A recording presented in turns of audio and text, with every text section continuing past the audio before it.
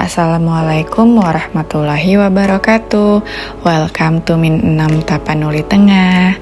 Nah, kali ini Mu'alimah akan menyampaikan materi pembelajaran melalui video ini.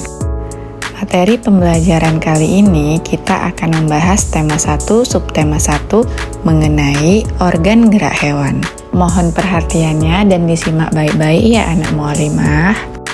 Alat gerak hewan dan manusia dibedakan menjadi dua, yaitu alat gerak aktif yang berupa otot. Disebut alat gerak aktif karena dapat bergerak sendiri. Nah, yang kedua alat gerak pasif berupa tulang. Disebut alat gerak pasif karena dia tidak dapat bergerak sendiri tanpa bantuan otot.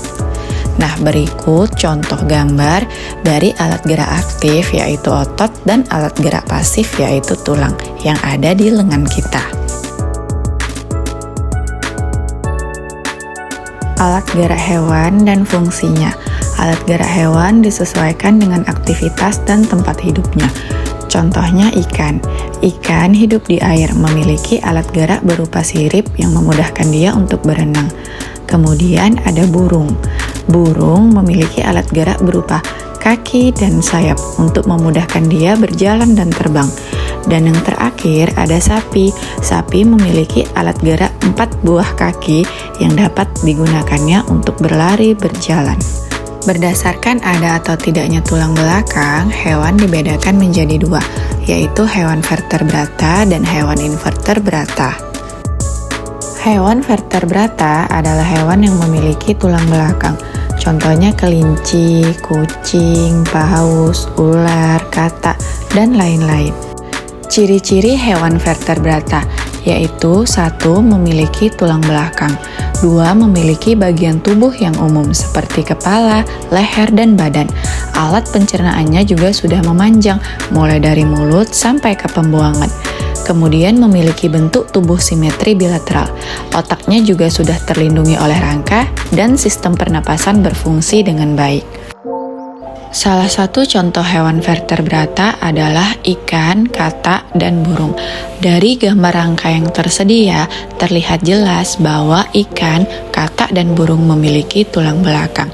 Nah, selain itu, organ-organ tubuh ikan, katak, dan burung sudah dapat dibedakan jelas, mana kepala, badan, dan yang lainnya. Otak-otak hewan tersebut juga sudah dilindungi oleh rangka. Nah, terlihat jelas ciri-ciri hewan vertebrata pada ketiga hewan tersebut. Nah, setelah kita membahas hewan vertebrata, selanjutnya kita akan membahas tentang hewan invertebrata. Hewan invertebrata adalah hewan yang tidak memiliki tulang belakang. Contohnya siput, semut, cacing, dan kupu-kupu.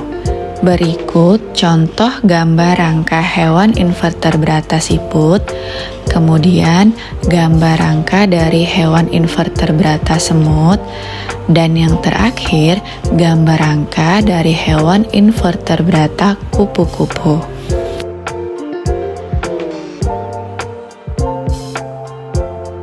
Selanjutnya kita akan membahas ciri-ciri hewan invertebrata, yaitu 1. Tidak memiliki tulang belakang, 2. Memiliki anatomi tubuh yang masih sederhana, artinya tidak dapat dibedakan mana kepala, badan, dan lainnya. Kemudian memiliki alat pencernaan juga yang masih sederhana. Memiliki bentuk tubuh simetri bilateral atau simetri radial. Kemudian sistem pernapasan beragam. Dan yang terakhir, otaknya tidak terlindungi oleh rangka. Salah satu contoh hewan invertebrata adalah belalang. Dari gambar terlihat otak belalang belum dilindungi oleh rangka. Kemudian cacing.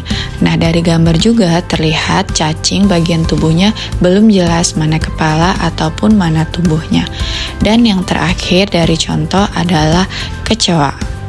Demikianlah penjelasan Mu'alimah mengenai hewan invertebrata, sekaligus menjadi penutup penjelasan dari video pembelajaran Mu'alimah kali ini. Semoga apa yang telah Mu'alimah sampaikan dapat dipahami dengan mudah dan dengan baik. Terima kasih telah menonton video Mu'alimah. Sampai jumpa pada video pembelajaran berikutnya. Wassalamualaikum warahmatullahi wabarakatuh.